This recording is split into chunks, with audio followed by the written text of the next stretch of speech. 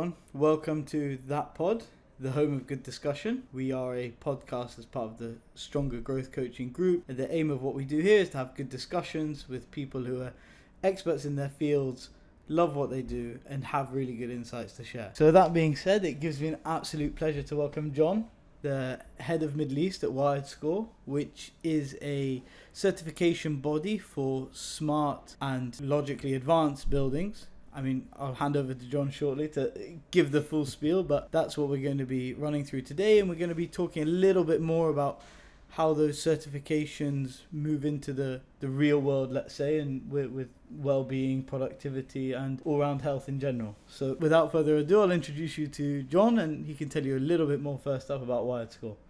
Excellent. Thanks, Sebastian. And good afternoon, everyone. It's lovely to be joining you today on that pod. So, as Sebastian said, my name's John. I am the head of the Middle East at WiredScore. WiredScore is the certification body setting the standards for technology in the built environment globally. So, we provide effectively a framework by which real estate developers can develop technologically advanced buildings and benchmark themselves against their most direct competitor. Amazing. I have to be brutally honest. We're actually recording today from the Gate Mall in Qatar, which is officially a WiredScore certified building, platinum status. So I have a little bit of understanding of what the certification means and the value it can add for a building. But I kind of want to hear first from you, not only obviously the importance of the certification itself, but how certification really impacts the tenants and what it kind of assures them in their workplace ultimately. Yeah, absolutely. I mean, look, the certification is one thing, but actually it signifies excellence in digital connectivity and smart technology, which is really, what we care about. So today it's the most important thing, right, in today's workspace. Absolutely. And to talk about it from the landlord perspective, technology is the fastest moving piece of the real estate puzzle. In the 12 years I've been in this industry, it's something that has been a fairly consistent struggle because, as real estate professionals, whether it's developers or advisors, you are naturally cost conscious, and technology comes at a price when it's done well. But what I always say to the people I work with is technology is infinitely more expensive if you get it wrong. Yeah. Because technology governs everything that we do in our day-to-day lives. Like we wouldn't be here doing this if it weren't for certain technological advances, right? True. As the modern office occupier, technology is one of my biggest concerns. If I can't connect to the internet, if I can't make that phone call, if that meeting room doesn't work for me, I'm inherently less productive. 100%. And if I'm, if we take that from sort of the individual employee who's less productive, all the way up to the organization that isn't able to meet its goals because it is technologically inhibited, it's a real concern for people when they're moving into buildings. And the reason WiredScore came to be is because tenants knew buildings could be sustainable because, there were certifications like LEED and BREEAM and GSAS that existed. At the time of WiredScore's inception, wellness was a major concern. That movement was just starting and the IWBI produced well certification, but there were in New York where WiredScore was born, there was a huge push for these large tech companies who were developing their own campuses over on the West Coast to move into New York real estate. And the biggest bit of feedback that the state of New York got was, well, look, this is great, but we don't understand if these buildings meet our needs from a technology perspective. We need a comparable benchmark to the other certifications that we use to evaluate our real estate choices. And I can assume for one of the mega tech firms that are building out these campuses to go into an older building in a densely populated city, even the newer ones, they need to make sure the infrastructure is right. They've had the chance to do it all the way they want it to do it over on their own campus, and probably daunting change to go into something, especially if it's existing stock, to know that actually we're going to get it right or not. Exactly, and they have no idea until they go through an extensive due diligence process and sign up for potentially a 10 to 15 year lease. And all it takes is one single point of failure. There are a lot of things that WiredScore measures, but the biggest thing that I talk about constantly, as I have to you in the past, is the importance of avoiding points of failure, because it doesn't matter how much you invest in a building from a technological perspective. You could spend tens, hundreds of millions, if you really chose to, on the world's best smart building technology, and then someone drills through your only point of entry into the building and your entire connectivity is wiped out, so none of it works. We're moving into some really interesting spaces in the Middle East particularly. You know, we see what's happening in Saudi, but, you know, the smart building movement is moving at an alarming and exciting rate. Yeah, I personally think it's super exciting because many reasons, to be honest. First of all, it's actually been amazing to see from an entrepreneurial perspective and the ecosystem here how even smaller businesses now that don't require much startup capital, that don't require much space, still need connectivity as the most important thing. Whereas 20 years ago, internet connectivity was not as important for a baker, was not as important for a tailor. All these sort of businesses, the smaller businesses, let's say, of the ecosystem, were not dependent on technology as they are now. Absolutely. So the whole dynamic of office space has changed, because before you had a group of people that didn't necessarily need that connectivity. So there was stock that was available for them and that was perfectly fit for purpose. But now it's changed. Even the smaller businesses need that stock. Now that brings me, I guess, on to the next question, that for the companies it's obviously important to have the certification, understand that they can deliver their product, support their teams, but what does that comforting like certification mean for the people that work in those companies?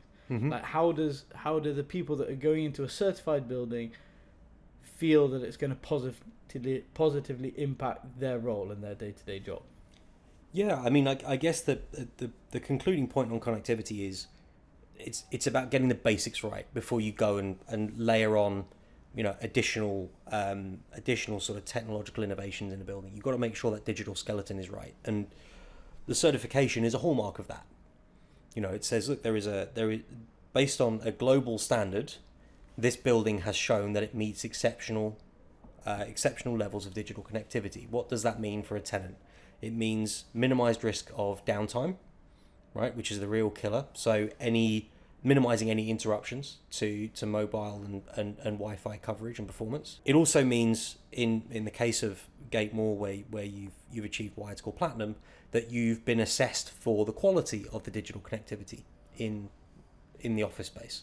So from a mobile and Wi-Fi perspective, there are no issues in terms of the quality of coverage that I get when moving throughout the building. Which, as a business owner, and again, I'm trying to like bridge that gap between the business and the people, because I think that's really important. But even for the people, knowing that, especially if those companies that are working in high pressure sectors, oil and gas, time sensitive things like events, for example, or finance sectors, even for the employee as well as the company, knowingness that they can be connected, they can deliver on their job when they need to without any interruptions is a massive thing. Yeah, I mean, look, and if a company can't give the employee that, they're never going to feel as comfortable in doing their day-to-day. Exactly. And look, our jobs are stressful enough. Yeah, literally. You know, so true. I've got enough things to worry about from 8:59 till 6:01, right, that I need to get done. The last thing I need is, I can't get onto my emails, or, the Wi-Fi doesn't work, or, I've got this big meeting with a client and I've just gone into the conference room and the Wi-Fi doesn't work, or Teams can't connect, or, you know, there are boundless and propagating issues that poor digital connectivity can create that frankly we just don't need on top of our everyday existence. We are in an era where we're being very transparent around things like mental health. It's like that is a contributor. If it's an extra stressor, you know, I'm sure there are medical professionals who would be far better educated to comment, but you know, the more stressors you have on your day-to-day existence, the more issues like that are going to arise. Yeah. As real estate professionals, as company owners, as managers, we, I think, have a social contract to the people whom we employ to ensure we are providing a best-in-class workspace for them to come and deliver on what we're asking them to. I truly believe, and amen to that, because for me, I think more and more of that needs to happen. Now, I know in Europe, that movement's already picked up and it's fairly well established. Middle East, as it's moving into becoming, I would say, one of the global hubs, more so than it was, again, 10 years ago. For sure.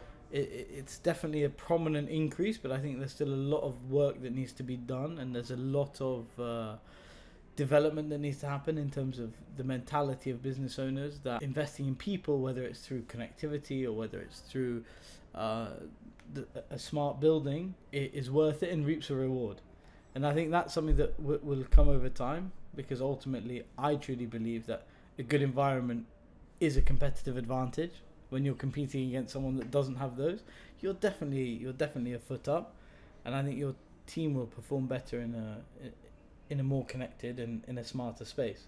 Yeah, I mean, obviously, I'm biased. I'm going to say Yeah, that's true, but there's global data to back that up. Yeah. Moody's did a study, I believe it was 2 years or so ago now, that showed that WiredScore certification, or anything that indicates superior digital connectivity in a building, can extend office leases by up to 9 months. It also has impacts on rental rates and vacancy. What landlords have been missing for the longest time, I think, is that concrete data, because otherwise you're just guessing. And whilst it's a finger in the air. Yeah, we all want to be altruistic and say we would go out to create the best in class experience, and we should. But as responsible business professionals, we also have commercials have to add up, and the commercials have to make sense. Yeah. I'll share the link for that report if you want to publish it. We'll definitely include that link, so if you click below, I'll get it from John, we'll add that. You can do some further reading. But it is really interesting to know there is concrete data supporting that. And for me, we've touched a lot on the connectivity, and I don't think there's any question about how important that is. I think the other thing that WiredScore do is the SmartScore certification, which is more about the environment. I'll let you again give the details, but I want to hear about how they interact to create kind of, let's say, the ultimate well-being and productivity space for businesses and people to work from. Yeah, absolutely. So without trying to sound like a broken record, WiredScore really takes care of the critical digital infrastructure. So making sure that the building has a robust digital skeleton that is both resilient and future-proof. SmartScore then essentially looks to create an elevated experience from there using technology. So it explores a much broader range of themes, from sustainability through to wellness and all the way through to things like cybersecurity, to ensure that if you are implementing a smart building, you're doing so in a way that enables a best-in-class user experience. So every way that I interact as a user with the building is enhanced through a technological solution, that it is inherently sustainable, that you are driving operational efficiencies by making sure that your systems effectively interact with each other to give you the right data to make the right decisions about the asset's health, and again driving future proofing. I think the one thing we can do as a built environment community is to make our buildings last longer. And with technology accelerating as it is, that is becoming an increasing challenge, because we are being pushed to higher and higher standards. It's constantly changing, and stuff's becoming obsolete so quickly. That's one of the things I want to ask you, actually, is about how quickly things become obsolete and how you keep that certification so relevant. But before that, I just wanted to touch on what you were saying about giving companies the idea to have this data and understand the environment they're in so they can act on it. Now, for bigger companies, okay, if you have a big team and you have a corporate social responsibility side and you have HR people that have the time to look at that data, I can understand. But for small and medium-sized businesses, what have you seen of small and medium-sized businesses that maybe don't have that capability to dive into all that detail and capitalize on everything WiredScore has to offer? How have you seen those businesses benefit and their people benefit from being in a, let's say, certified smart WiredScore environment? So from a data perspective, it's important to share that SmartScore actively rewards developers who make their data accessible and usable by people by the users of the building.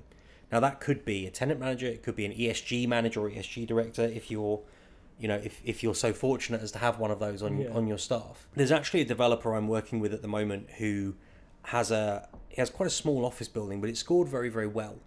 And the reason for that is because he has deployed sufficient systems so that tenants get a snapshot every single month of their energy performance, their air quality performance, key sustainability and wellness metrics, so that they not only get the feel-good factor that they're working in a building that is, inherently smart and touches on maybe some of their sustainable ambitions, but also it makes that data gathering process much easier. Previously, It's a burden to try and even even collate think about it. to get one metric, let alone collating all of them. So. Exactly. And if you've got a BMS in your building, a building management system that is only plugged into one or two systems, you're never going to get the level of data that you might need to really create those tangible ESGR outcomes that we're driving towards as an industry. Me as an SME, I would have to go and ask the facility manager, really hope the facility manager is gathering that data.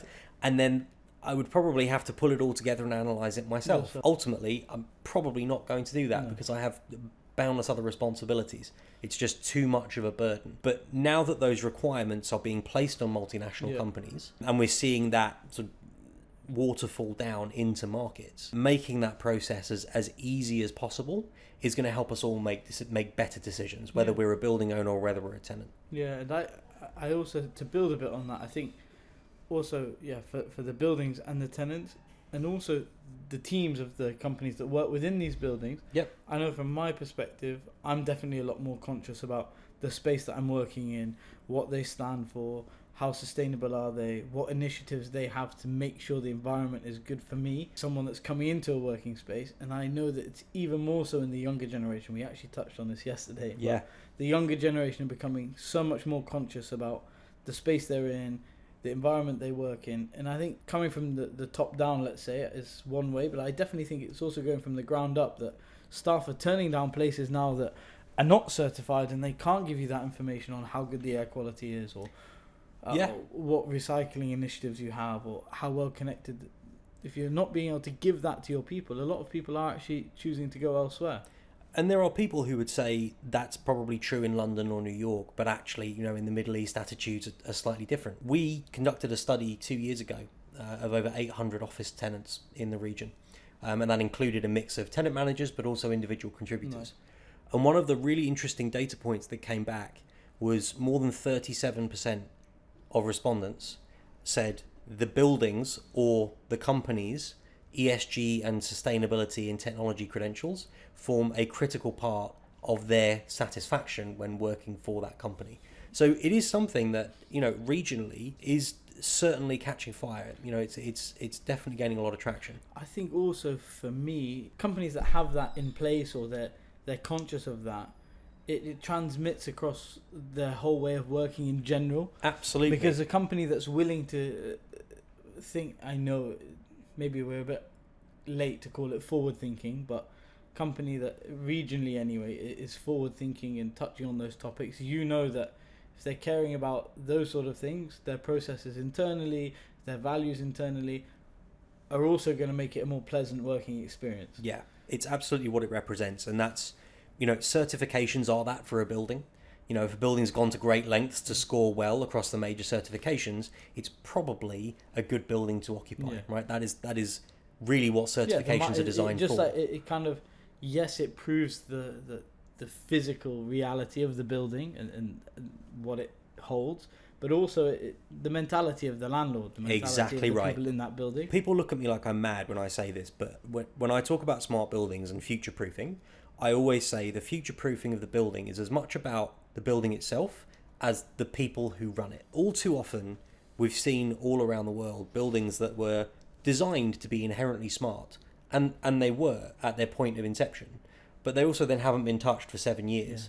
And technology has moved on. It's no longer about having an iPad to sign in the lobby. Actually, the technological experience touches every facet of a building user's journey, from even when they park outside, if you've got things like smart parking systems, through to access to the building. If they can get a QR code ahead of time, again, it's not something they have to think about on their journey into the building, reduces their stresses. It does massively make a difference. I mean, they're all small interventions, but together they make a huge difference. I mean, we've all been, I'm sure, to meetings where we've been like, wow, geez, that was a slick experience. I sent them my car plate number ahead of time. I didn't have to look for parking. I knew where my spot was. Like you said, access was prepared. And it does make for a better experience. And compounded over time, I think for the people, for the guests, and also from a business perspective, I'm sure it ultimately will save. And for companies and their brands and their it is part of their brand, right? And their team and their space are really what make up a company's brand in any given market. So true. So, there's only certain things that I can do to make sure that I'm prepared for a meeting or how I conduct my business. Yeah. If someone comes into a building and says, oh, it was a nightmare trying to get in here, they're already mentally not in the right mind frame to do maybe what you want to get done in that meeting. So it's true. I can imagine some of the, like, again, to make it even more raw, like imagine going to a creative agency that their offices was like a call center. Yep. You'd immediately feel like out of place, or they're not going to do the right job. And it's the same when you're entering a building for a purpose. You need to have that experience aligned with what you're offering. The challenge is as you mentioned a couple of times, technology changes so quickly, and regulations around smart buildings and efficiency and what's good changes so quickly. So from a landlord perspective, how do you advise them to kind of justify the outlay? How often do you think they should be reinvesting in new technology? How do you think they should be managing this rapidly changing curve of technology that we're on? Because that's quite challenging, I'm sure, from a certification perspective. It is, and I think that's really where trusting the certification process and working with global experts, either the certification bodies or the consultants, or ideally both, to keep a constant narrative around technological evolutions is critical, because this really becomes a problem when you ignore it. It's one of those things you have to proactively manage. Because actually, I was looking at our most recent scorecard updates. We update our scorecards every 18 months to 2 years. And actually, yes, there are some changes, but it's not a huge leap to go from a Smart Score Gold building on our previous scorecard to a Smart Score Gold building on the new scorecard. Yeah. There are things you have to do. There are new ways of thinking about how data is applied, which is what I was talking about earlier in terms of how the latest Smart Score framework rewards system interoperability and data visualization. But in terms of what a developer would have to do for that, it's fairly minimal. Now, if you designed a building in 2012 and then you came to a consultant now and said, well, this building needs to be Smart Score Platinum, and we're going to make all of the necessary upgrades to do that, that's a challenging ask. I work with plenty of clients in the region who do it, and I love going through that process with them.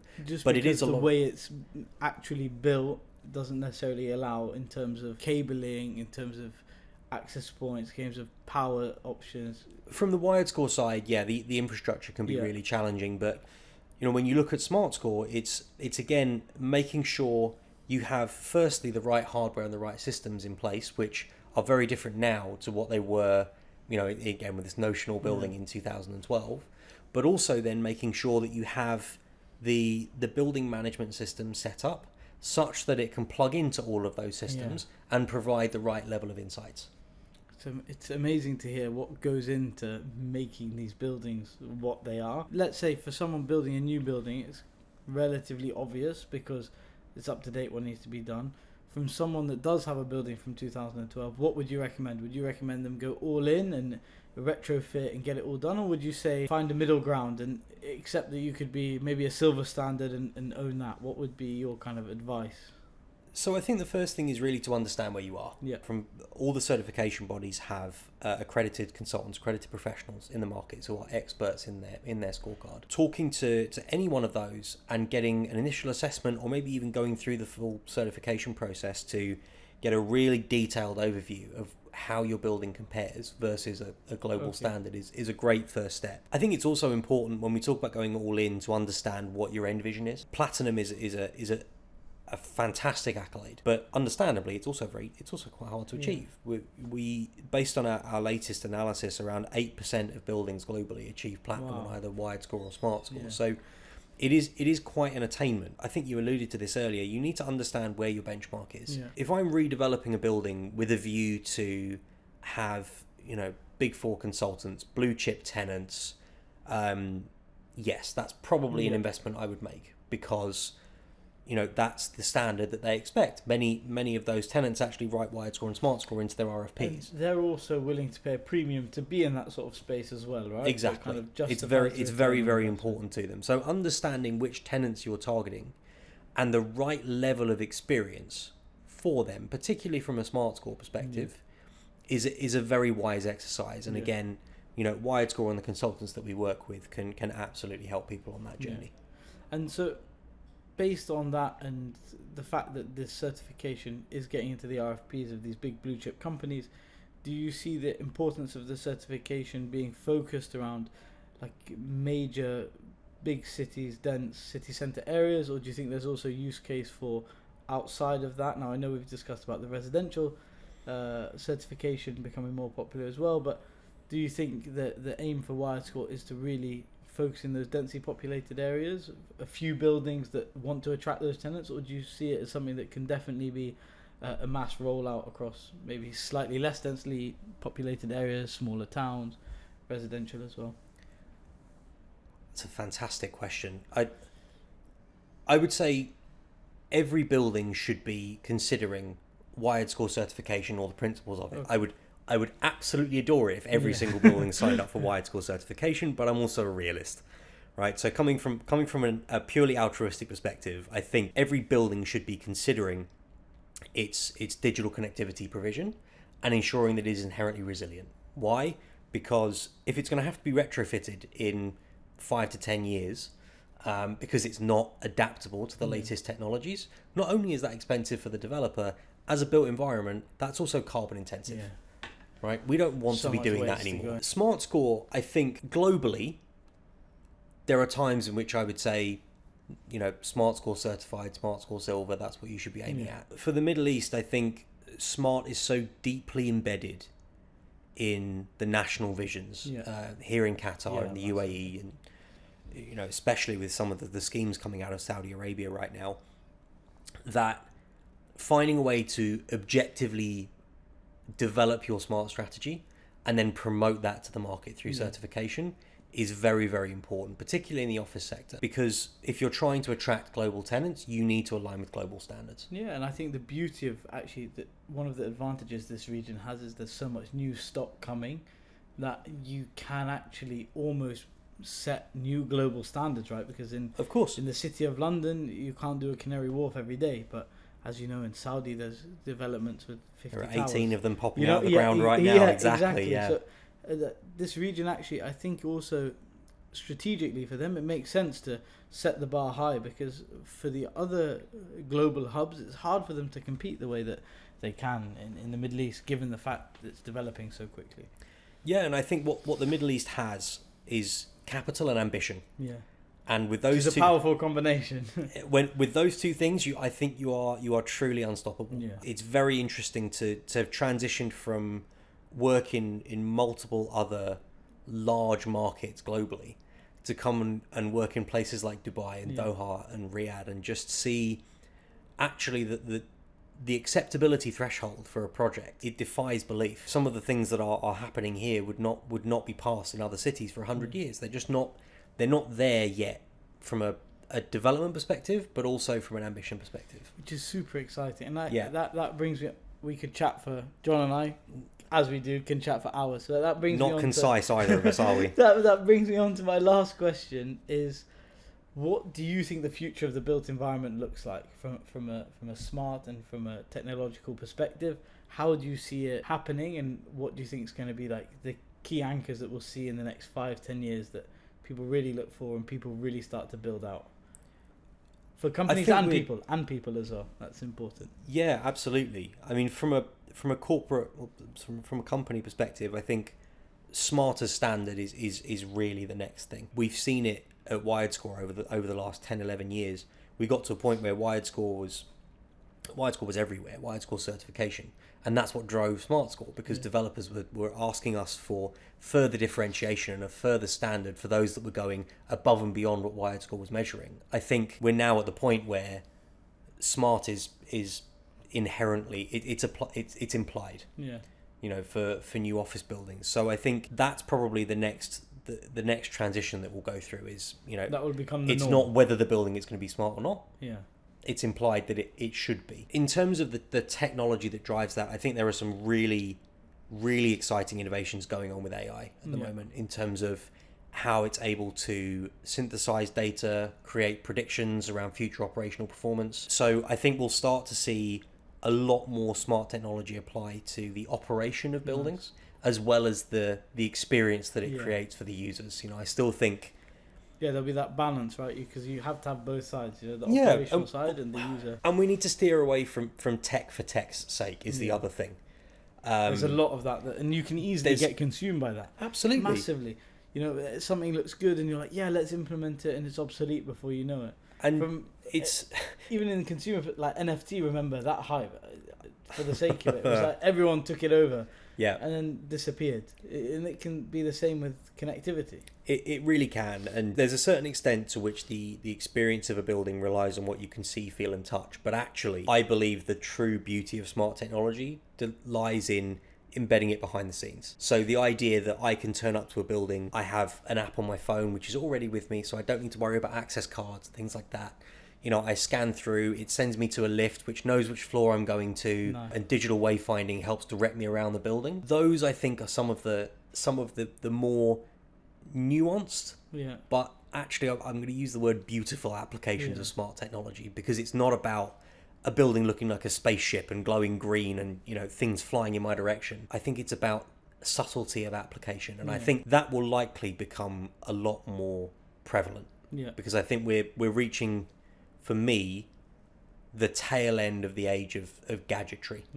We're all going towards smaller phones, being able to do more with less, and I think our work experience will go the same way. I mean, I don't know about you, when I first started in the office in, goodness me, 2009, showing my age. Don't give it away.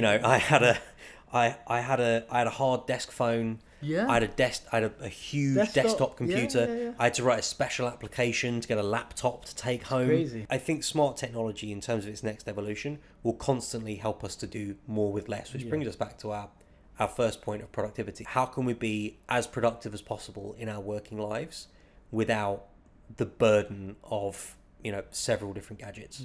I think that's wraps it up really nicely. For me, building on that analogy of kind of the wayfinding, for me, if we could even simplify things like when you're going for a meeting, how stressful is it to think about where you're going to park? Imagine when you go for a meeting, they say, you've got a slot allocated at this time.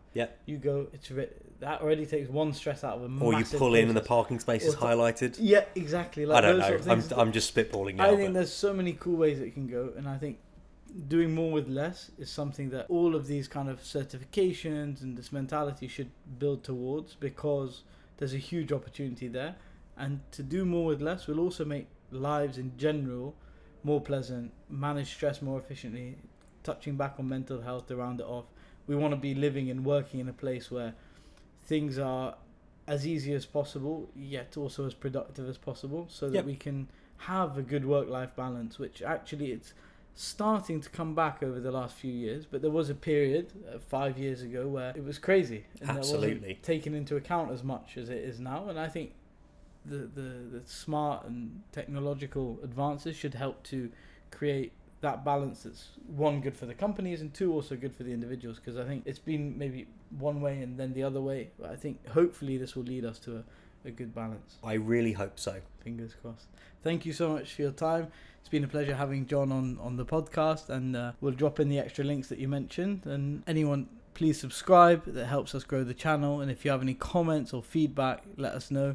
And we're looking forward to welcoming you to the next episode in the future. Thanks for coming, John. Thanks, guys.